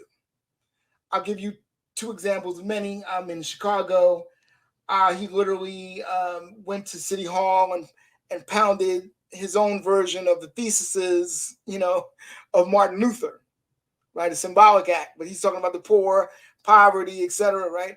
But that's a faith act. Christians identify with that act, particularly Protestant Christians. Why? Because Protestantism is protest against the Christian church. But another faith act is that, there was a point in Birmingham where they had run out of money, and King and Abernathy debated over whether to go get arrested. And everybody around Martin said, you can't go do that because we won't have money to get you out, and who knows what will happen without you, and we need you here. And King just quietly went into his bedroom, changed some coveralls, and came out. And Abernathy went and did the same thing. And he said to them, I've got to make a faith act. That, by the way, if you ever see where King and Abernathy, they're kneeled down in prayer and King's eyes are open because he doesn't trust these crackers around him who might kill him, right? Like you rarely see a preacher pray with his eyes open. King was praying with his eyes open because he was scared to death of what was going to happen, right? So even in making the faith act, he's human enough to be afraid. But that's that point where you see him and Abernathy and they're in coveralls and they get arrested. That's that point. King does this kind of thing over and over and over again. And it makes him different because he's not engaging in scientific acts. He's engaging in acts of struggle that he's experimenting to see what the reaction will be. And he's going with both the spiritual development of man and also the spiritual fall of man. And he wants to see if the tension he creates results in the rapture that he clearly wants to happen. And now we're getting very religious now. And the reason I'm pointing out the rapture is because when you read these original articles in Christian Century that are in the Melvin Washington book, many of them written by Stanley Levinson. So once again, as you say, Dr. Ball, our Jewish people write the best Christmas music, right? Oh, we're going to come back to that and to right? Levinson in particular. So, right. Well, in this case, Levinson was writing the best Christianity articles, right? So King talks about in the Christian Century articles, in the early ones, about how Black people might be the saviors of mankind, and that it may be Black people who have to go through the rapture for everybody else to come out on the other side to heaven, which is what he refers to, using Rock and Butch and Tillett, as a beloved community. King's not talking about a socialist state, although I know the authors want to make the beloved community that. And I get why they want to do that, because it does make sense from a Marxist view. If you're talking about going through a turmoil and coming out with a more equitable society, it makes sense to try to make the beloved community that. But I would argue that the authors are not factoring in the spiritual dimensions of what really motivates King, because what motivates King is not Marx, but Jesus. All right. Yeah, but you said yourself, and I made a note to come back to this. You said yourself, you don't even know to what extent King actually believed in this or was just following into a profession. That is why? No, that's almost what I said. Let me say exactly what I said.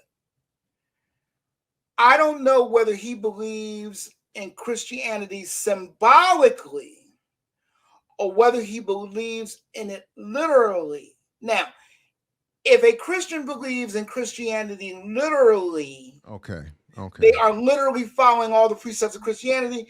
This earth is awash in sin. The only thing your only job is to get saved, so that when you die, Jesus comes and picks you and you go to heaven. That's the literal belief. Because the literal belief is don't even bother with this world. Be in this world, but not of it. Right?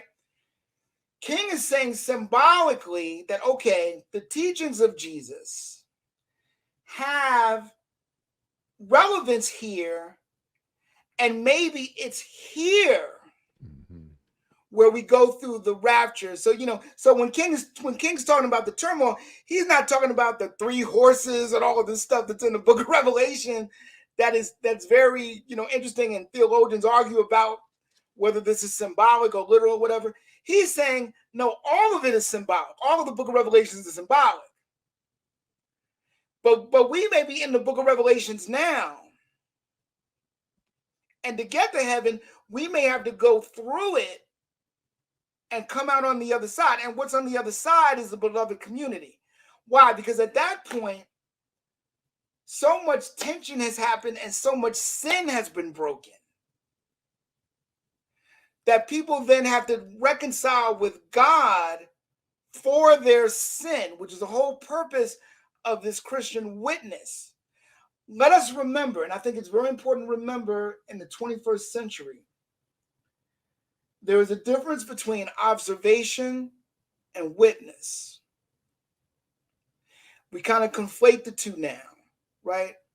So the sister that took the video of George Floyd, right? She was observing it. When she pulled out the camera to take it and she posted it to the world, that was being a witness. That was taking a risk, a physical risk, a social risk, right? King was all about risk. And whatever he believed literally or not, he believed symbolically would work. That's why he tried it. And so everything he did, he was never not a pastor, first of all. In fact, he would leave the movement. He and Abernathy would leave the movement at critical junctures to go and pastor, because they would say, well, it's the first Sunday. And the first Sunday had some sort of spiritual meaning in Baptist tradition. That, so like they had to show up that first Sunday. Like they believed in it in terms of the ritual and of the symbolic power of it, right? And that's what I'm saying. That's what I'm saying. And so my criticism of this book to get there is that, okay, now I like saying provocative things, right? Okay, you guys know I love being the leftist equivalent of Stanley Crouch, right? So let me drop one of my leftist Stanley Crouch's things out that Dr. Ball beat me up about, which I'll enjoy. I think the Black left, particularly as exemplified by this book, I think they have a need to see King as a successful version of Walter Rodney, right? That King was somebody who was exposed to movements, learned from movements, tried to implement radical movements, and where Rodney struggled to first get employment and to then get organizations, and he had all of this opposition, and the opposition killed him before he was able to implement some of the things he wanted. King represents like a more successful version of that, where he got to implement desegregation falling. He got to implement Black people and other people getting the right to vote.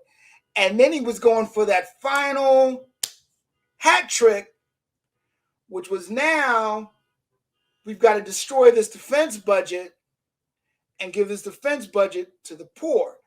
Now, had the authors dealt with that, Resurrection City, Abernathy, Jackson, I would have liked this book a lot more. They decided for their own purposes, and I understand how ideologically it fit, to go deal with iBW, but I thought that was a major mistake. Because first of all, there's a great book on iBW.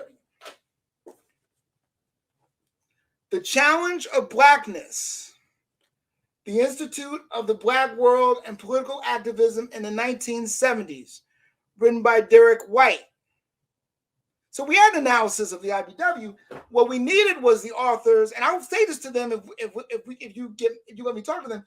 What we needed from the authors was we needed how King's movement, not Strickland's movement, how King's movement continued or not after his death.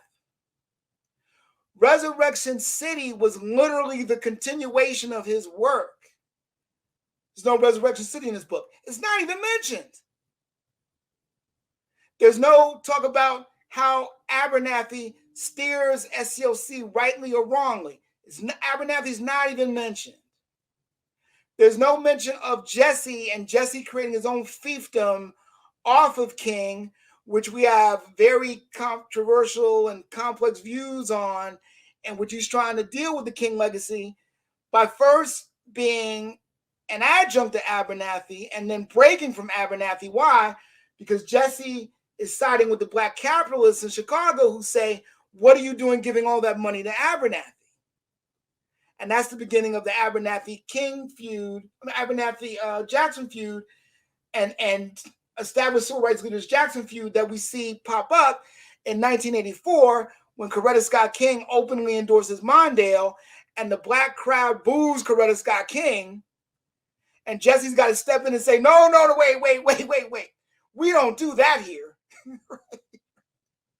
Okay? But all of these things that allow ironically, all of these things that would prove the author right in terms of King being at the focal point intellectually of this leftist movement, they leave out. Because what they really want to do is get to IBW and talking about how the King Center rejected IBW. They find that a more interesting story. Why? Because it matches their politics better. Now, here's another thing they leave out That's But wait. convenient. Wait. You just said Resurrection City and the stuff they didn't cover would actually, had they included it, benefited their argument. Right.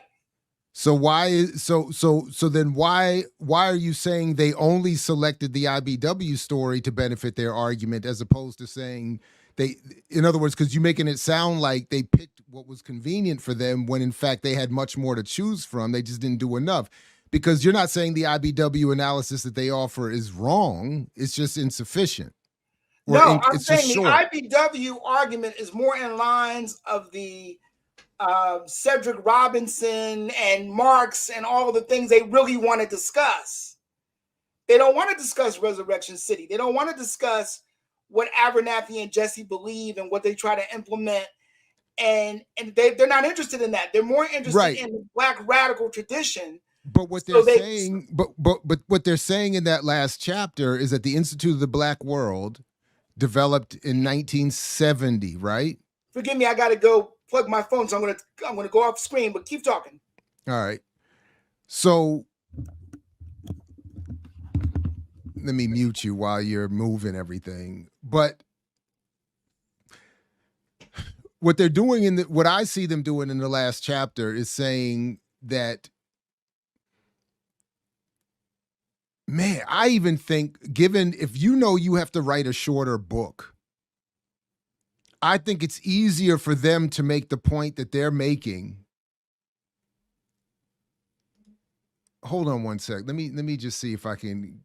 Yeah, because you should be able to be on there in your avatar state. There we go. But what I see them doing in this last chapter is saying that because if you only have a short amount of space, it makes more sense to me that of all the evidence you could bring to bear, from SCLC's rightward turn to Jesse's rightward turn, all of which is the point that they're getting at, and I do want us to get to the specifics of what they're saying here. Now I feel like we're getting like BPM Playboy After Dark, where you're like chilling by in the bed. It's like a black Hugh Hefner. It is Labor Day. Look, I told y'all. You got your little smoking jacket, your embroidered smoking jacket, and you're just gonna be laid up talking about. I mean, anyway. There it is. Like I told you I was gonna get comfortable when the battery ran out. So go ahead. But look, man, if you only have a short amount of space, wouldn't it make more sense to summarize, use the iBW story as the summary of what could be said and elaborated on if you had more space in a more but would require more nuance and complication if you're going to start bringing in names of Jesse Jackson, Abernathy, and the SCLC? I mean, I think you make a good point, and I would hope if we get them on, we'll definitely ask about that. But the way you're characterizing it is almost making it sound like what the authors are saying is wrong, when what I hear you really, what it seems would be a more appropriate critique, is that they should have added more to make their accurate argument even stronger. I agree with everything you said, and I think the authors made a choice, and I think the choice fit what their argument is, and this is why I had to remind myself to go back to the beginning. This is a monograph. Right. It's not a monograph. Right. It's not meant to do, it can't do everything that a full treatment, using your other word, would do. It's a monograph. And so as a monograph, it's the correct choice for what they are saying. And by the way, I'm sure they would argue if they were here, most books never go from King to the iBW. Right? So this book is important, even though I may personally disagree with it as a choice. I understand intellectually it's an excellent choice to make their argument. But again, when you phrase it that way, you make it sound like they're misrepresenting the iBW, and that if they were to extend their scope to include Abernathy and Jackson and the SCLC, that it would hurt their argument. And that's not, I don't think that that's right. I think again, okay. For I'm instance, saying they chose the simpler story, and they chose the correct yes, story for what they were trying to say. Not what I want them to say, right, but what they were trying to say. It's their book, right? right. It's their argument that they make very well. But look at what they do by avoiding, again, if you're doing Go ahead, a monograph, by Go ahead. avoiding the Jesse, SCLC, liberal, soft, boring. By doing that, they start off by even reminding us that, as by the way, I have to say, I'm very happy because of all the flaws with I Mix What I Like. This was actually one of the points that I did not make as well as they're making, but I did attempt to make. That because the whole final chapter essentially is well, it begins at least with the frame of internal colonialism and reminds us that people like King, Du Bois,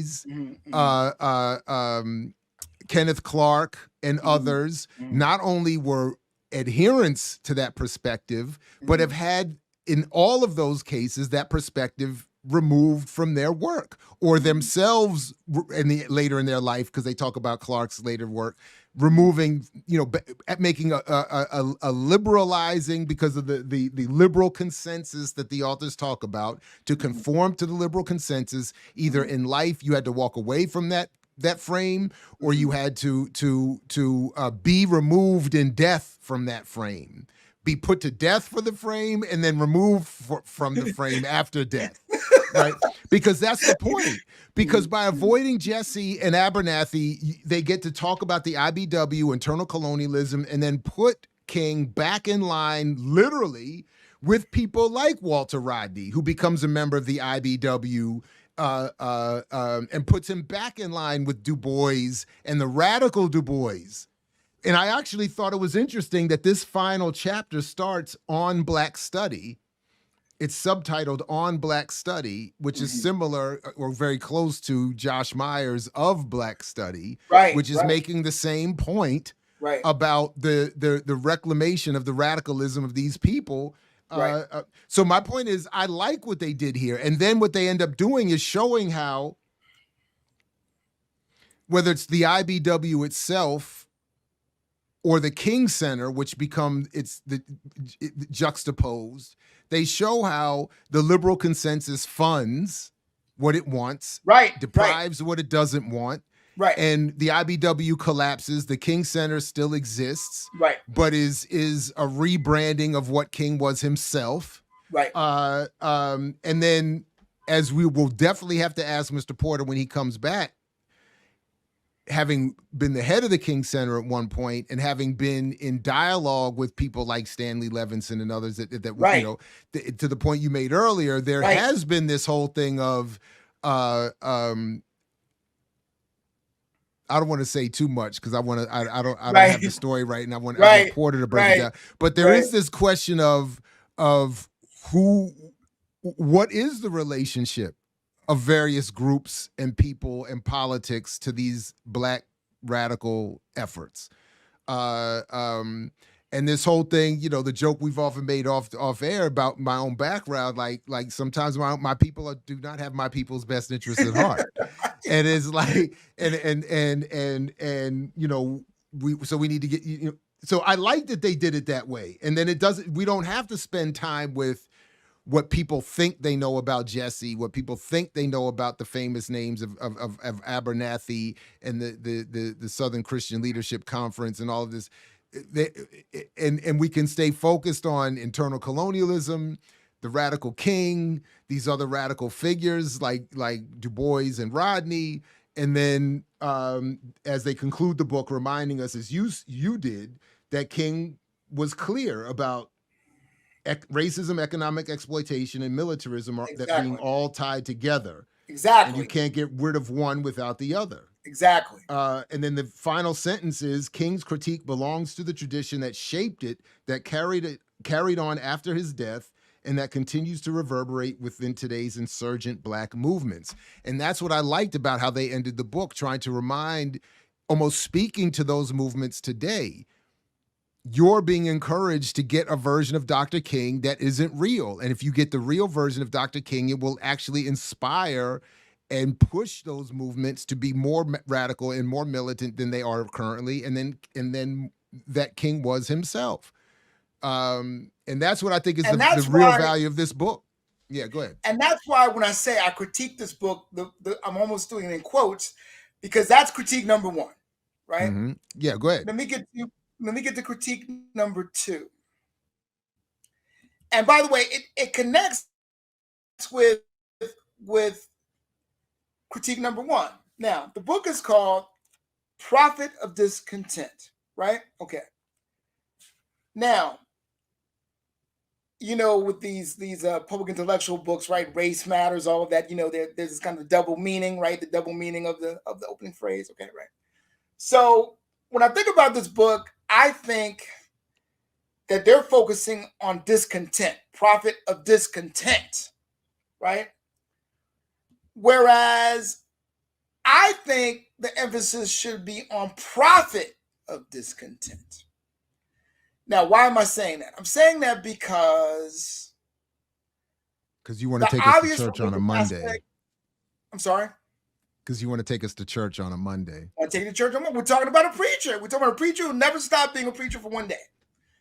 The obvious religious aspect, Jesus as the ultimate socialist, with Mahatma Gandhi as an important earthly model of experimentation throughout moderate beginnings and radical endings. Spirit is not just a metaphor for the effects of oppression, not just a dialectic with the reality of lived material conditions. He's not just talking in symbols and strategies. He actually believed these things. The book, says it's tempting to make the theological king into an idealist, not on the ground, but MLK is also in the sky. Now, I don't know what Cornel West does. Maybe Cornel West has a whole book on that. Maybe that's what the Radical King is about. And I get the subtitle. The subtitle is Martin Luther King Jr. and the Critique of Racial Capitalism. The subtitle is not Martin Luther King, Radical Theologian. I get it. It's a monograph, right? It's a Black Marxist monograph. They start on the ground and they stay on the ground, right? But I just want to point out that, again, there's a reason why Malcolm goes and gets his spirituality correct before coming back here to engage. He doesn't do that for symbolism, although Malcolm, being a master PR person, has some various symbols and publics in mind, and we know that from sophisticated analysis of Malcolm. But when King goes to India at the age of 30, he meets some very hardcore people, where he comes back to America and he starts negotiating with himself over how hardcore he's going to be personally. And that's why no new car, that's why rented house, that's why splitting up the Nobel Peace Prize money. He does things because all the way back to that study he's doing of why he doesn't want to be a preacher, he keeps thinking about how preachers are attracted to money. There were Creflo dollars in King's time too. And he hated those people. That's why he didn't want to be a minister. Because to be a minister was to identify with the Creflo dollars and all. And what's the dude in Texas? T.D. Jakes. T.D. Jakes. Yeah, but right. And this is maybe. I'm just pointing out that the reason King is effective is because he's acting in symbolic ways that I believe he believes, and it's not just about a survey of material conditions. He knows the woman, Mother Pollard, in the front row, who was baking the pies and was showing up every day at the rallies in the front row, like that woman in the Apollo that used to show up every day, right at every Apollo in the front row, right in the center. You know what I'm talking about, right? Mother Pollard, he knows those people. He's ministering to those people, right? So there's another aspect to this that pushes him forward that I think that this book makes a very passing reference to King as a theologian, and it puts in a couple of books or whatever, and then it moves on because it wants to deal with King's confrontation with the material positions of his people, and wants to deal constantly with the dialectical, because King is trying to synthesize things that have never been attempted, or at least never been attempted in post-World War II America. But I'm just pointing out that those things are missing. So let me give you another criticism of the book, and I put this in quotes, criticism. If King was so leftist, then why didn't he join with Dr. Spock in the 1968 presidential campaign? He was asked very sincerely. Now, for those of you who may not know what I'm talking about, I'm not talking about the character on Star Trek. I'm not talking about Leonard Nimoy. I'm talking about Dr. Benjamin Spock, who was a child. Somebody in your family had the book. I don't, and may still have it. Everybody. I'm talking to everybody. Yeah, right, exactly. Somebody in your family had his baby book. Yeah. Right. Dr. Benjamin Spock, who's a very well-known, famous pediatrician, who becomes a strong leftist, and who the left want to run in 1968, and they want a Spock King ticket. King says no, because now the books written by the liberals say, okay, I'm putting it in there. The books written by the liberals say that he does not want to be associated with being that far left. It's 1968. So that's some problems with what the writers are saying here. But what I think it is to defend the writers, again, see, critique and quotes. To defend the writers, see, King was never involved in somebody else's campaign. He was always involved in his own campaign from the very beginning. And the most famous example of this has to be the Freedom Rods. Snick begged the Lord. That's, they used to call King the Lord derisively, right? They begged the Lord to be involved in the Freedom Rods. And King was like, no, I'm not doing that, right? Now, it clearly wasn't dealing with lack of courage on King's part, but it had to do with the fact that King would not have been in control over his own agency if he had gone in the Freedom Rods.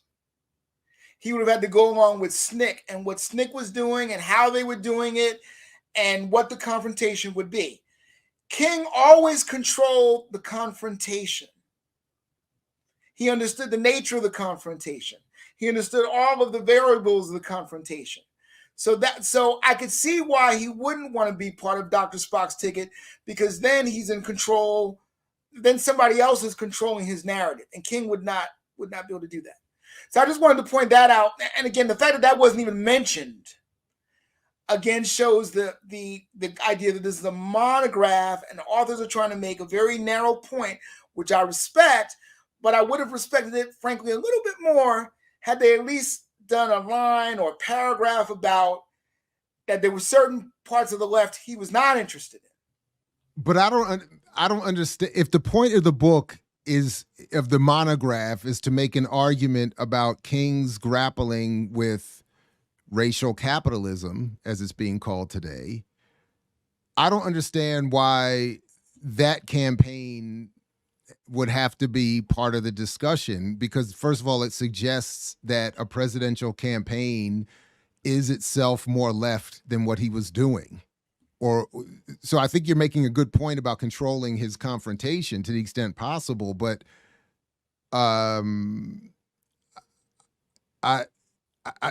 but this presupposition that it seems that you're making here that a run with Spock would have been more left than what he was doing or advocating doesn't. I'm not there. I'm not on that one.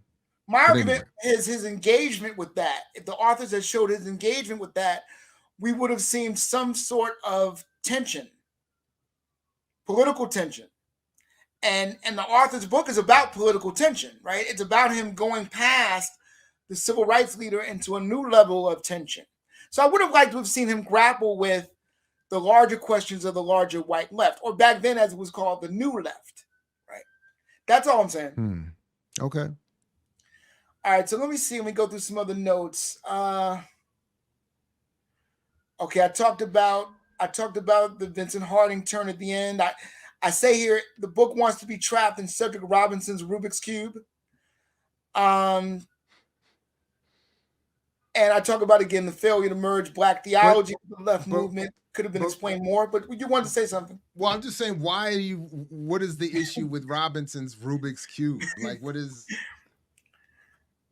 Well, I think because it's a monograph and it says up front what it is. We are looking at King through the eyes of Cedric Robinson's critique of racial capitalism and through Marx. I'm saying because it wants to stay there, it stays there. And again, that may be an unfair criticism. If it is, I'll accept it as one. But it's just what I was thinking of when I was reading, and I was like, okay, you're sticking so close to the margins. I'm not getting the other things that would show even King's discomfort with that. With his discomfort with the marginal arguments? His discomfort with both the radical left as exemplified by the new left, and his radical discomfort with the patron saint of the new Black left, a man by the name of France, who's also not mentioned in this book. I mix what I like, what I like, what I like, what I like, what I like. What do you sacrifice? Calm, kindness, kinship, love. I've given up all chance at inner peace. I made my mind a sunless space. I share my dreams with ghosts. I wake up every day to an equation I wrote 15 years ago for which there's only one conclusion. I'm damned for what I do. My anger, my ego, my unwillingness to yield, my eagerness to fight, that set me on a path from which there's no escape. I yearn to be a savior against injustice without contemplating the cost, and by the time I look down, there's no longer any ground beneath my feet. What is my sacrifice? I'm condemned to use the tools of my enemy to defeat them. I burn my decency for someone else's future. I burn my life to make a sunrise that I know I'll never see. Now, the ego that started this fight will never have a mirror or an audience or the light of gratitude. So what do I sacrifice? Everything, everything, everything, everything.